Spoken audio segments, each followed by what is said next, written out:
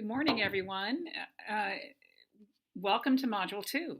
So this is Tuesday instead of Monday. So my day was quite full yesterday with visiting Floyd and running here and there and whatnot. So I didn't get a chance to get the video made. Thank you for all your prayers for Floyd. We are still battling for his life. So he's has a new infection, urinary infection. So he's back on antibiotics, and he really does look weak and kind of gray. So those of you that have an opportunity to continue to pray, please do that. That would be greatly appreciated. Okay, so this video, I need to keep it under 15 minutes, it looks like, in order to upload it on YouTube. So. And perhaps Adriano can put it in the Google Drive or something. I'm not sure about that. But I'll keep it short anyway because you have lots of things to listen to. So in these 4 weeks before we come together in the intensives, what I'm suggesting that you do is that you begin to read either Skye Jethani's book, or you read books, or you read Bill Johnson's books. So I would read them both books, meaning read both of Skye's and then both of Bill's, or the other way around, so you get the bigger picture of what each what each author is presenting. And then as well, you'll be listening to the John Stackhouse tapes. And sometime today or tomorrow, I'll go ahead and send Tanya the question for our Moodle posts toward the end of the week, so you can be listening with that post in mind. But this particular time, it'll be more of a general question, like what is standing out to you, something like that. But I still have to frame the question.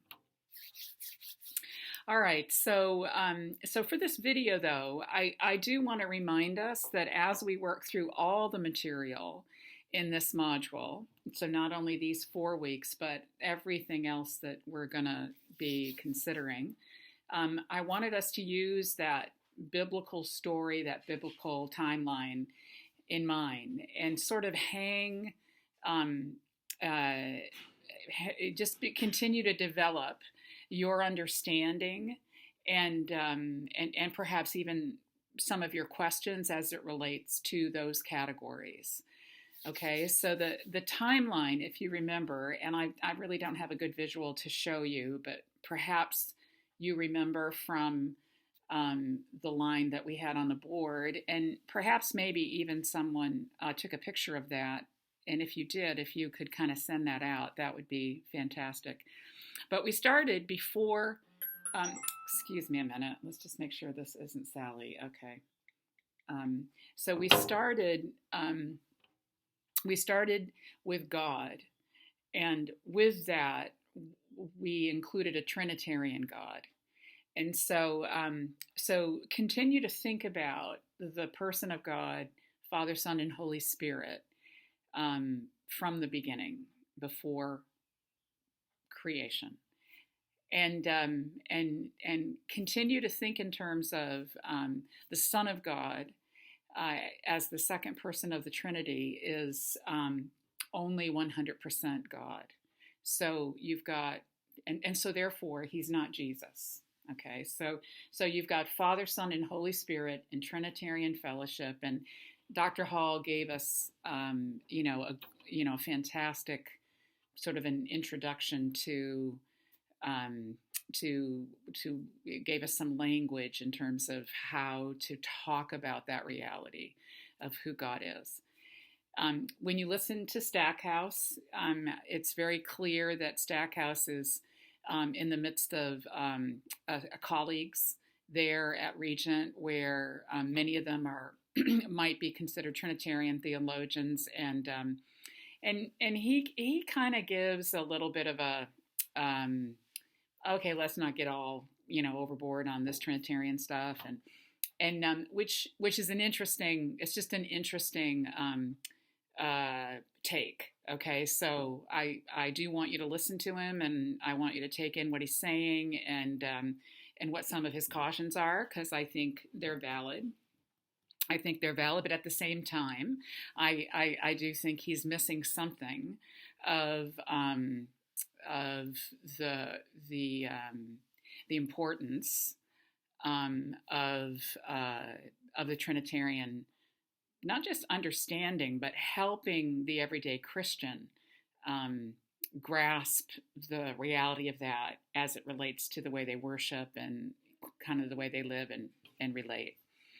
So you start with God, Father, Son, and Holy Spirit, and then we move into creation. And with creation, there's just to sort of really dwelling in Genesis chapter 1 and chapter 2. And you want to pay attention to the purpose of all of creation, including human beings. And then this word image bearer or icon is going to become a very important word for us. So what does it mean that Adam and Eve are made in the image of God? What does it mean that human beings, Adam and Eve, are to be image bearers, icons? So just sort of pay attention to that, okay? So then we get to the fall, which of course begins in Genesis chapter 3, and that's where we begin to, consider the impact of sin, the impact of the fall on creation and on humanity. And even here, as we continue to listen to Stackhouse and then some others, some of the practical, and that's not practical, it's not quite the right word, but has sin impacted human beings even before they are held accountable for their own sin? So in other words, are people born neutral somehow in the state that Adam and Eve were born, and then when they themselves are engaging in sinful activity, then they too become fallen?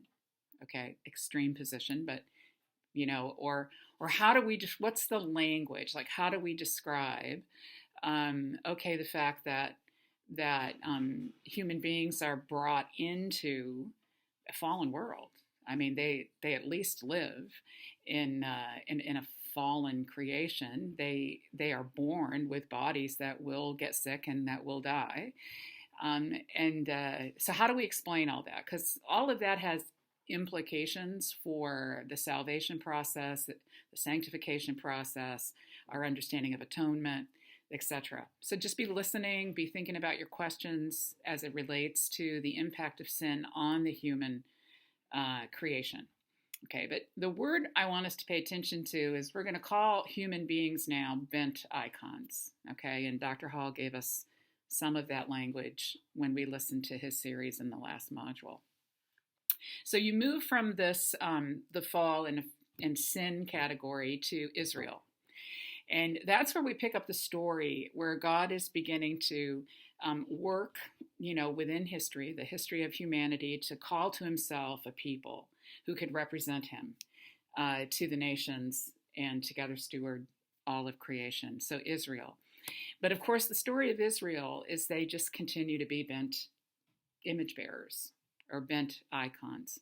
So that Israel piece is important to pay attention to. Now, Stackhouse will not emphasize that so much, but when we listen to Rick Watts or we listen to Cherith Nordling, they're going to start to unpack that narrative a bit more. N.T. Wright this is a very important chapter in the narrative of God's story, is understanding Israel.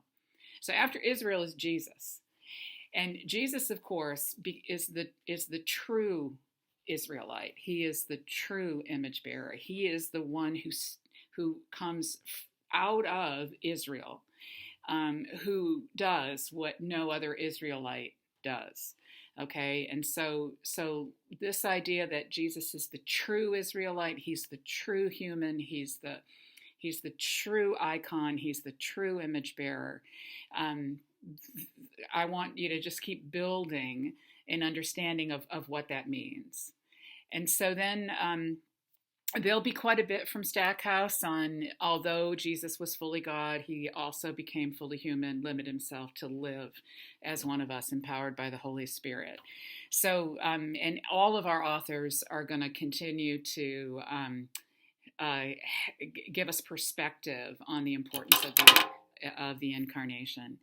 So following Jesus then is this next chapter, which has to do with, and it's the chapter we live in right now, which is the chapter of Pentecost, the birth of the church, the giving of Holy Spirit. So now, image bearers that are following Jesus now have the breath of God, the person of God who dwells within us. And we're in this phase of maturing, of growing, of becoming more like Jesus. And through the help of Holy Spirit, we are bearing kingdom fruit in different relationships and roles and responsibilities in every context of life. Yeah. So this is the phase we're in, and again, different authors, different, even like Bill Johnson and Skye Jethani, even though they touch on some of these other narrative pieces, you'll glean quite a bit, that will help understand this chapter we're living in right now.